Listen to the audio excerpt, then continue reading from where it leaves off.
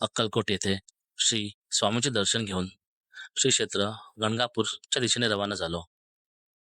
खूप ऊन असल्या कारणाने कलिंगड खायला घेतलं व 300 रुपयात अक्कलकोट ते गणगापूर शेअरिंग टॅक्सी केली व श्री क्षेत्र गाणगापूरच्या दिशेने रवाना झालो.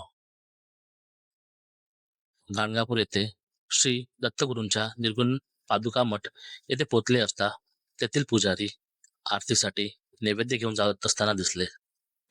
येथील मंदिरात दत्तगुरू पादुका रूपाने वास्तव करतात अशी मान्यता आहे. त्यांचे दर्शन घेतले. तसेच आरतीपूर्वी माधुकरी भिक्षा घेण्याची प्रथा आहे. त्यासाठी मी माधुकरी भिक्षा घेतली